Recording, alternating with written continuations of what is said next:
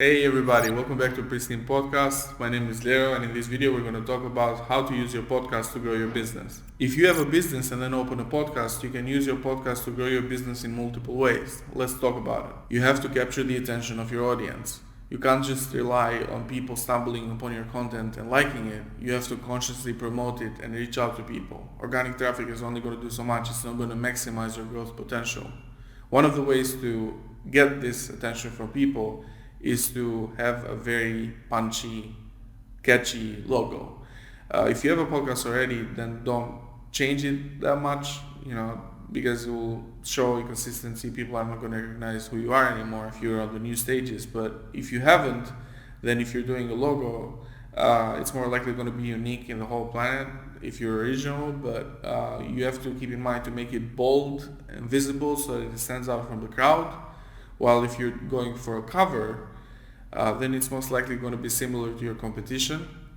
The things that you have to focus on are color and style. One of my clients who launched her podcast checked her competition, and they were all using very bland colors like coffee or white or gray. So she went with a very powerful yellow, so she would stand out immediately in the crowd, and she got top 10 on her niche during the first week, which is very impressive just because she would pop in the list. And the second thing is you could either have a picture of yourself or do this infographic with text and a nice design on the side. So if you see that most of your competition are doing a picture of themselves and then some text, then go for the infographic version and vice versa, so that you can stand out more. Another thing to grab people's attention is by optimizing your SEO, by adding keywords to your podcast description, which will make your podcast rank higher in Google search or any other search engine. This will, if somebody searches for a topic that you've covered, instead of showing your competition article or podcast, Google will show yours higher on top, which will increase your traffic. Now you should already have a very small, cute virtual net that will capture the attention of the people who come to listen to your podcast.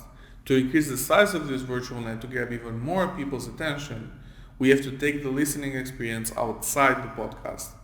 The way to do this is by repurposing our episodes. Now if you do audio only, we can convert those audio episodes into videos by either using a static image at the background or doing audiograms, which have the cool sound waves that move as you're speaking. We can publish those videos on either Facebook or Instagram, and which will have a short snippet of your actual episode with a cliffhanger at the end, which will make people click into them and go and listen to your episode.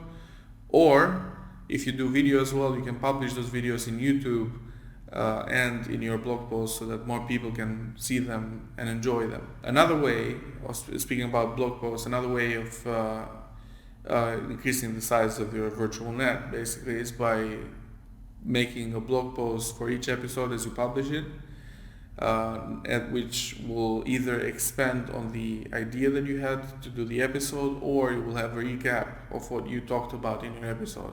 And as you do the episode, you can say, as you're doing it, you can say, hey guys, by the way, if you want to see a recap of this episode, or if you want to see me expand on this idea, then go and check out my blog post, and people can be routed from your podcast to your blog post. Or there's people who come from search engine like Google to your blog post and they haven't checked your podcast yet. So what you can do is you can say, hey guys, by the way, if you want to hear me talk, you could click this link and you can check out my podcast that I'll talk more in detail or talk about this, so it can work both ways, and you can promote both your website and your podcast by doing it. If you're finding this information helpful and you want more podcasting tips in the future, then don't forget to subscribe and hit the bell icon so you can get notified in the future whenever we upload a new video. So now that you've got the attention of so many of these people, what do you do with them? The thing to do is to move them from being a listener to being a customer.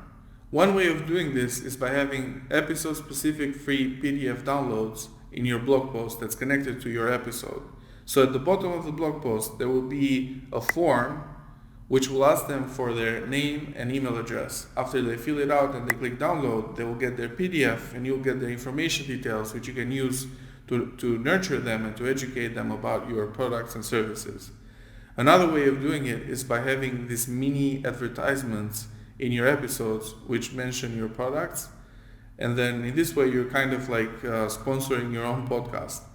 Or at the end of each episode you could mention your offers and move them to the next stage to either get a freebie, get your services, or book a call with you personally. So now all of this content you've produced throughout the years that's in the past, you can use for marketing purposes. Content is what keeps you interesting and keeps your audience invested in you. In addition, Google favors companies or brands that have a very engaged audience by showing them higher in the search list. This is in conjunction with SEO optimization that we talked earlier in the video. Podcasts in themselves actually are pretty useful content to have because they can be repurposed into so many different forms as we talked earlier. So this will help your marketing game tremendously. So to produce more valuable content, you can establish your quality. As a business, you have a certain level of experience, and publishing episodes with things that you know a lot about can demonstrate your knowledge and generate you important opportunities like speaking engagements and collaborations with very important people. Furthermore, all of this content is going to put you in a position where you're going to be an industry expert and people will be more likely to hire you than somebody else. So a good example would be these hiring sites like Fiverr or Upwork. You're only competing on price mainly. I mean, you have your profile and you've got your stats and everything, but if someone else charges 3 times less than what you do, it's way less risk to hire them than to hire you. So in this case, if you're publishing all this content, you're not competing solely on price, but also people can connect and see you and think that, oh yeah, I'm going to hire this guy because he's a good guy, or I can connect with him, what he's saying, or whatever. So by creating all of this content out there, you've basically created yourself traffic. So instead of you going out there and asking people to listen to your podcast or politely ask them to buy your products, they will come find you and buy from you. Another thing that's worth noting is that podcasts have a very low barrier entry, since people can listen to them with their mobile phone or their PCs for free, which means that they're readily available for people to hear them from all over the world. If you want to grow your podcast faster and get more of your time back, consider outsourcing podcast editing and post-production to me and my team. To learn more about that, check out the link in the description to book a call. As always, if you've enjoyed this video, don't forget to click the thumbs up and subscribe button for more podcast related content in the future. I'll see you again in the next video.